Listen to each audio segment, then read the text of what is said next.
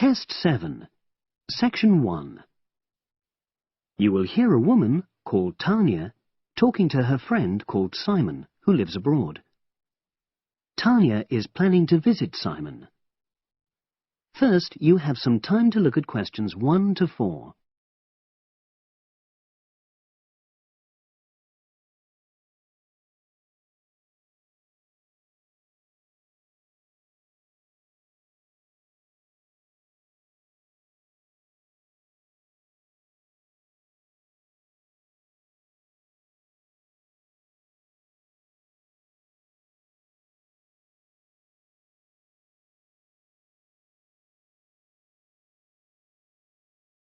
You will see that there is an example which has been done for you.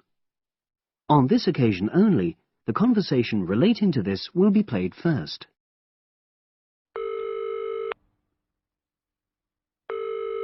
Hello? Hi, is that Tanya? Yes, Simon. Lovely to hear you. How are you? Very well, and we're so looking forward to seeing you. So am I. Now, I don't have a lot of time, I'm afraid, so I wanted to make sure we've got all your details. Have you confirmed your flights? Yes, I'm definitely coming on the 22nd of June. Excellent. Have you got your flight number? Not with me, I'm afraid, but I promise I'll email it. Tanya promises to send her flight number. So, flight number has been written in the space. Now we shall begin. You should answer the questions as you listen, because you will not hear the recording a second time. Listen carefully and answer questions 1 to 4.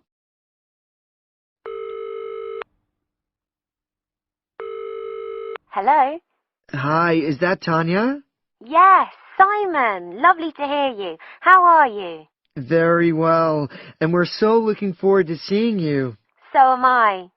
Now, I don't have a lot of time, I'm afraid, so I wanted to make sure we've got all your details. Have you confirmed your flights?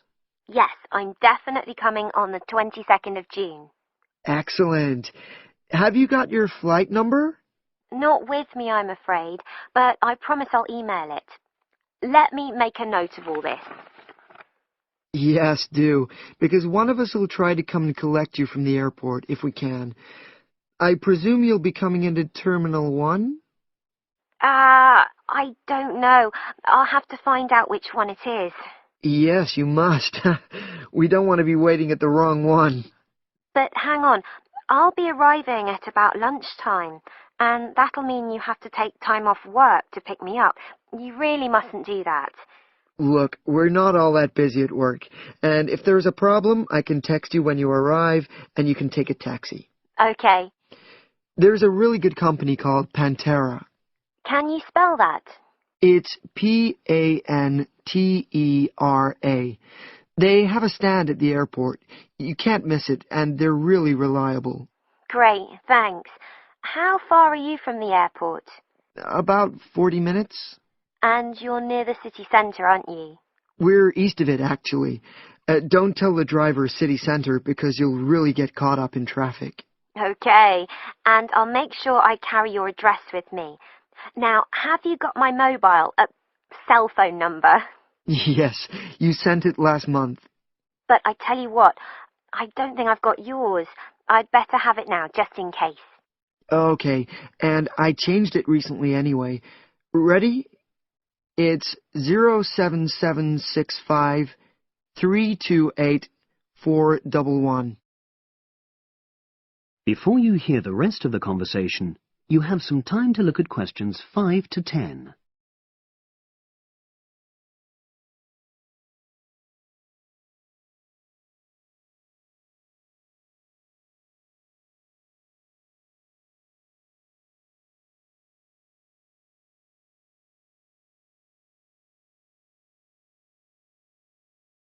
Now listen and answer questions 5 to 10. Thanks. Now, what should I pack? Well, all the usual, casual clothes mainly. Though you'd better bring an evening dress. We'll be having at least one fancy dinner in a hotel restaurant. Okay, now, when you're coming, unfortunately the weather is not going to be brilliant. I know, it's the rainy season. I'm bringing an umbrella. Ah, we have tons of those, so don't pack one. But pack a raincoat, a good one, 'cause we'll try and get out for plenty of hikes. Okay, sure. Sounds super. Just what I love. And I'd better remember to pack my sturdy walking shoes. Excellent idea. It's pretty rugged round here, so they have to be tough. I can imagine. I'm so looking forward to getting out. Oh, Simon, before I forget, you recommended I read a book about your area. Yeah, What was the name again? I'd like to read it to get an idea of the history, etc. it's called Mountain Lives, and it's... Hang on, I'm just writing it down. Okay, and it's by Rex Campbell. great. I'll try and get hold of that. Well worth it. Now, the really important things are gifts. Oh, don't worry about that. Just bring yourself. I know, but I'd like to get something for your parents. What about Janice? I know she loves English tea. Oh, that's very kind, but she's not drinking so much of that these days. But she'd love some chocolate. You know her favorite. Oh, yes, that'd be nice. I'll do that. And Alec, is he still into racing? Oh, very much so.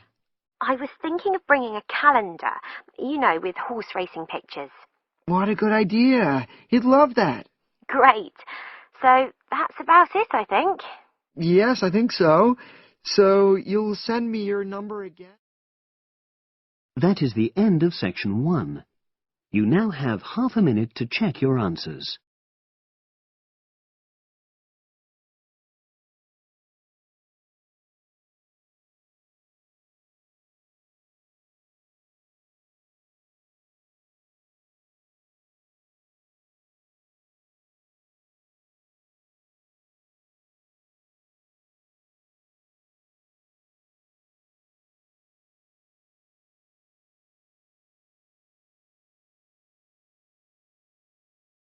Now turn to section 2. Test 7, section 2. You will hear a podcast on Canberra's theme park. Now you have some time to look at questions 11 to 16.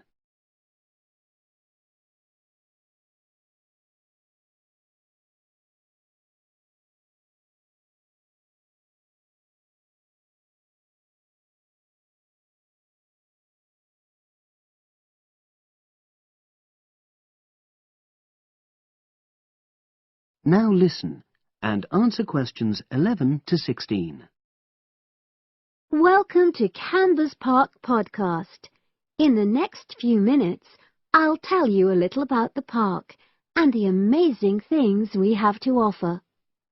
We like to think that Canberra's offers more than other theme parks. Like them, we have a variety of exciting rides for people of all ages, but Canberra's also places strong emphasis on the educational experience for its visitors. Not boring facts, but lots of interactive exhibits. Although it's mainly an outdoor experience, we do have some indoor activities if the weather gets too dreadful. The park's got a lovely, well-established feel, set in 80 acres of beautiful countryside, about 3 miles south of the tourist resort of Dulchester. The park was set up in 1997 by the Canberra family, but then taken over by new owners in 2004, who have maintained the original vision of the Canberras.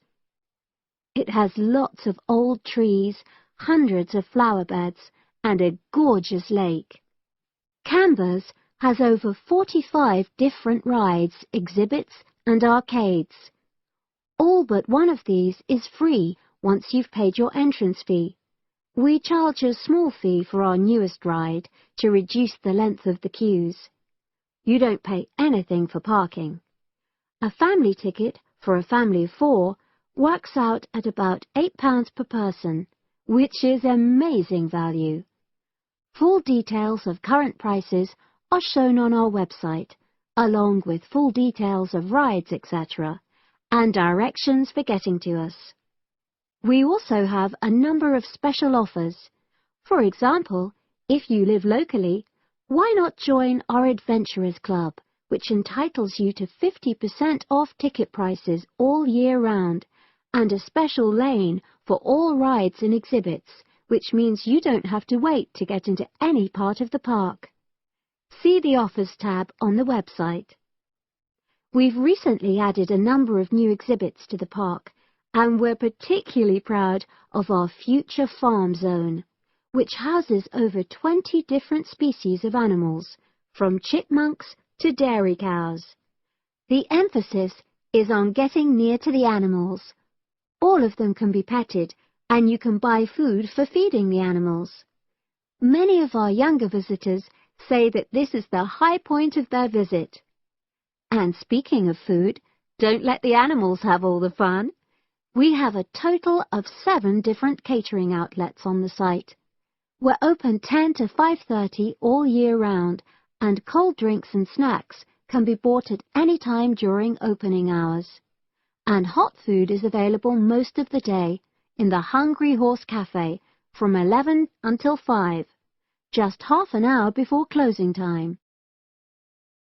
Now you have some time to look at questions 17 to 20.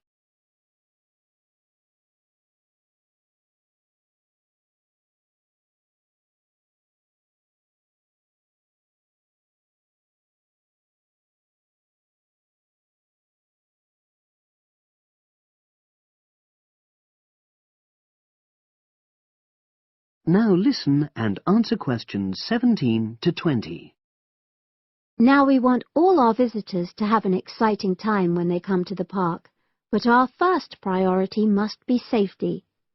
Parents and guardians know their children's behavior and capabilities, but here at the park we have set certain conditions for each of the rides to ensure that all visitors get the maximum enjoyment out of the experience and feel secure at all times. There are 4 major rides at the park. Our newest ride is the River Adventure, which is designed to reproduce the experience of whitewater rafting. No amount of protective clothing would make any difference, so only go on this ride if you're prepared to get wet. Children under 8 can go on this ride, but all under 16s must have an adult with them. Not all of our rides are designed for thrills and spills. Our Jungle Gym roller coaster is a gentler version of the classic Loop-the-Loop, specially created for whole family enjoyment, from the smallest children to elderly grandparents, suitable for all levels of disability and health conditions. Carriages have comfortable seating for up to 8 people with safety belts for each passenger, which must be worn at all times. Sit back and enjoy the scenery. One of the best established and most popular of Canberra's rides is the massive swoop slide. Whiz down the polished vertical slide 9 meters in height and scream to your heart's content. There are no age or height restrictions. Be careful though, you must have on long trousers so you won't get any speed burns. And then there's the famous Zip Go-Kart Stadium with 16 karts, 8 for single drivers and 8 for kids preferring to ride along with mum, dad or carer. Take part in high-speed races in our specially designed Formula One style karts, but no bumping other karts, please. All riders must be above 1.2 meters because they have to be able to reach the pedals, even in the shared karts.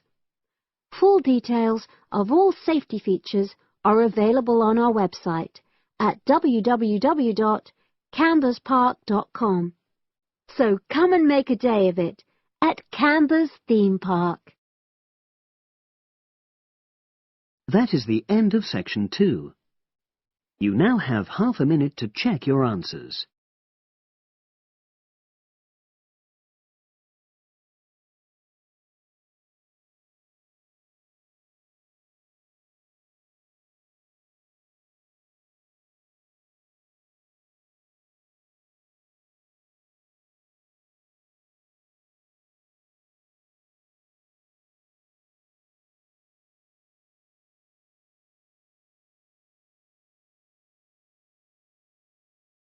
Now turn to Section 3. Test 7, Section 3. You will hear two business studies students discussing a presentation they'll do on an article on working effectively in groups.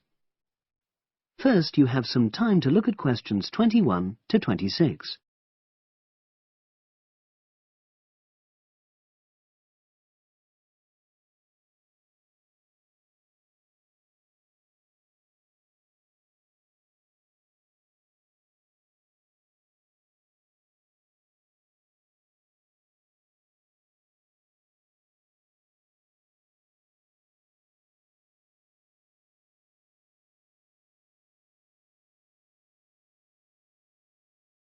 Now listen and answer questions 21 to 26. So, Brad, what did you think of the article on group work? Oh, hi, Helen. Yeah, it was pretty good, with helpful pieces of advice on how to make group work effective. I think we were lucky to be given such a straightforward text to present at the Management Skills Seminar. Yeah.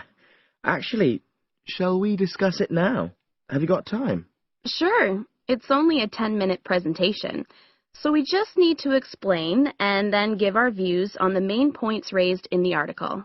I'll jot down some notes. Right.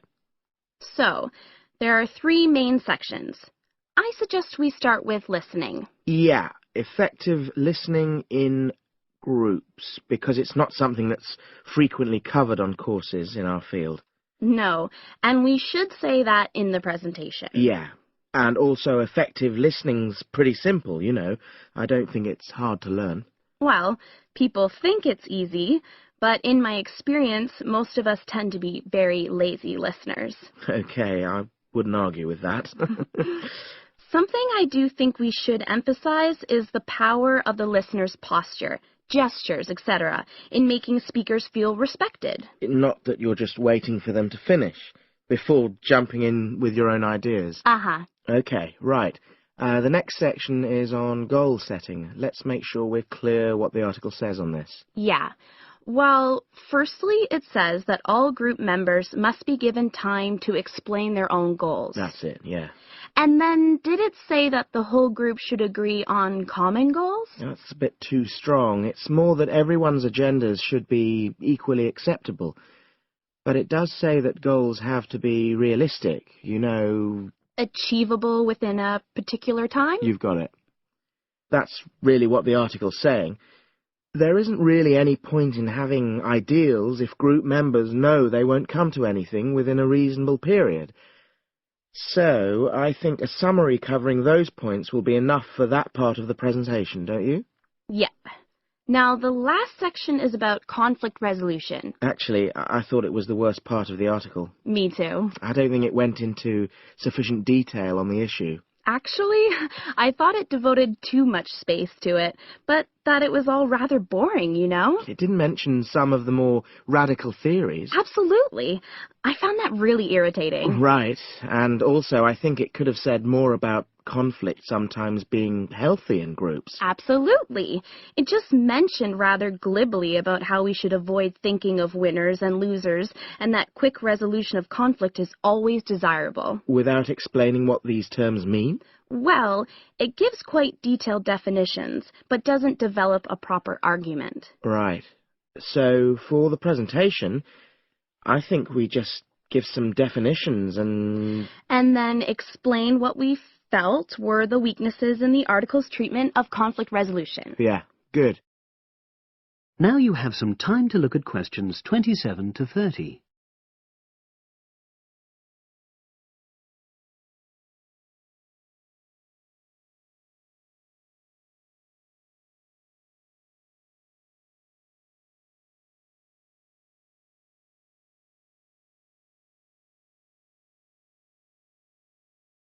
Now listen and answer questions 27 to 30.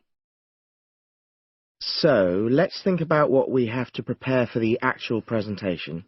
Well, I suppose we'll use PowerPoint, but I'm hopeless at using it, especially if it has any visuals.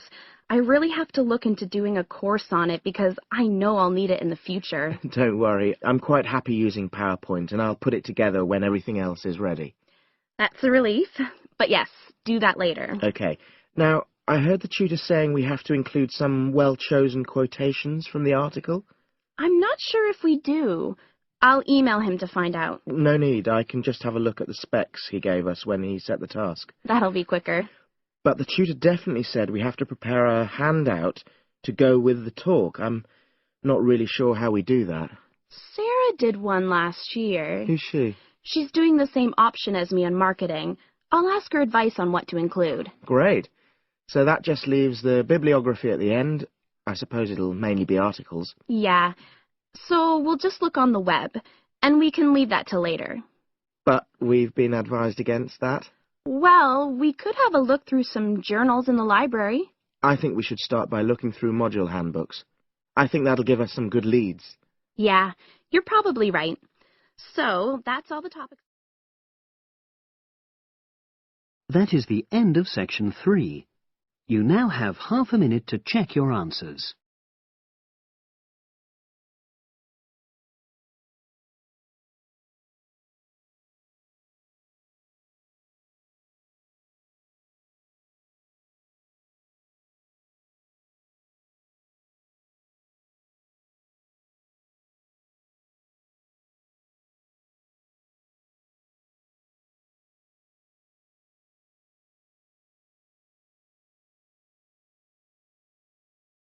Now turn to section 4. Test 7, section 4. You will hear a lecturer talking to a group of engineering students about the design of a greenhouse. Before you listen, you have some time to look at questions 31 to 40.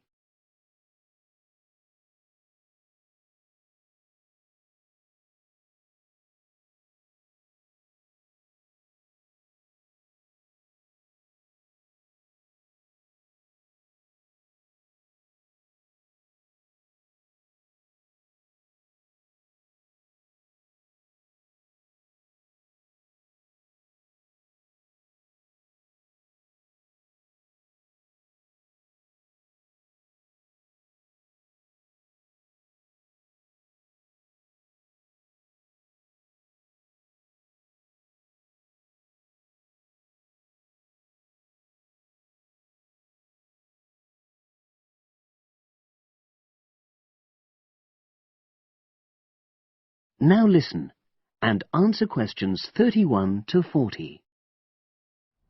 Good afternoon. This is the first of a series of lectures I'll be giving about engineering for sustainable development. I'll be presenting examples of engineering projects from a variety of contexts, and today I'm going to talk about a project to design a new kind of greenhouse for use in the Himalayan mountain regions. First of all, I'll tell you about the problem which was the context for this project. In the Himalayan mountains, fresh vegetables and other crops can only be grown outside for about 90 days during the summer, because the altitude of the region is around 3,500 meters, and because the rainfall is so low. In winter, temperatures fall below minus 25 degrees centigrade, so fresh vegetables have to be imported. They arrive by truck in summer or by air in winter, which makes them expensive. Local people rely on dried leafy vegetables and stored root crops during the winter, and rarely eat fresh vegetables. But despite the sub-zero temperatures, the skies over the region are cloudless, and there are over 300 sunny days per year. So, an engineering solution was needed to exploit the sun's energy and protect locally produced plants from freezing during winter. And in fact, there had been programs in the past to provide greenhouses, but these were unsuccessful. The greenhouses weren't adapted for local conditions, so they tended to fall into disuse. So, a few years ago, a project was initiated to design a better greenhouse, one which would meet the criteria for sustainability.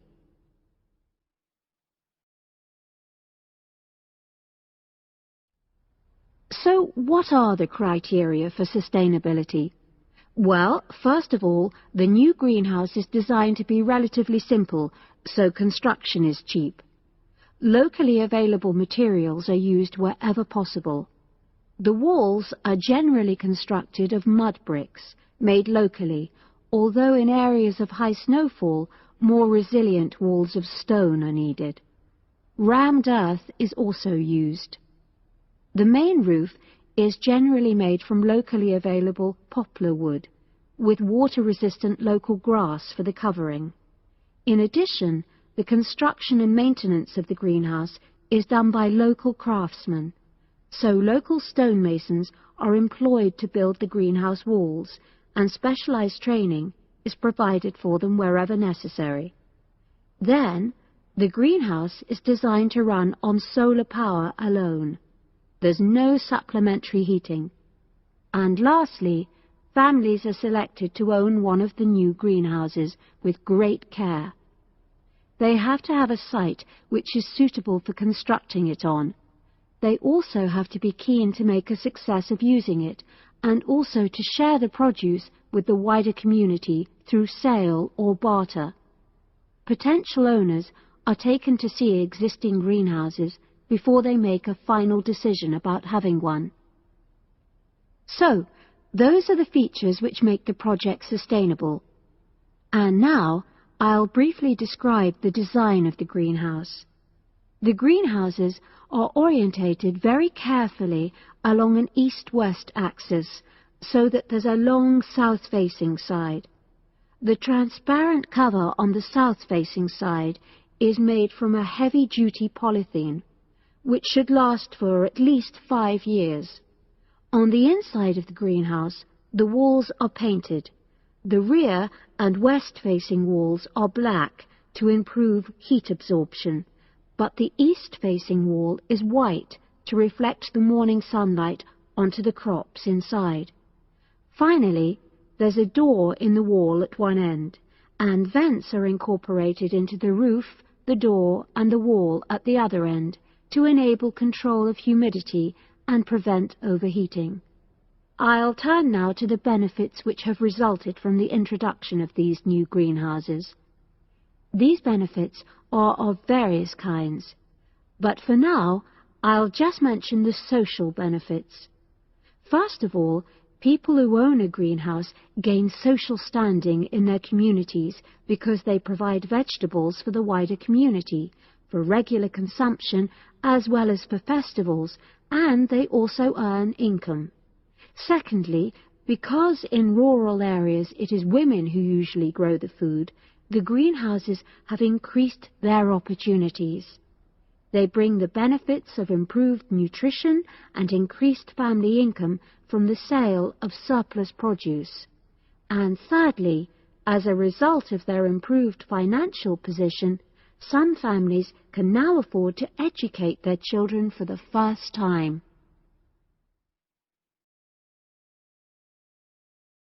That is the end of section 4. You now have half a minute to check your answers.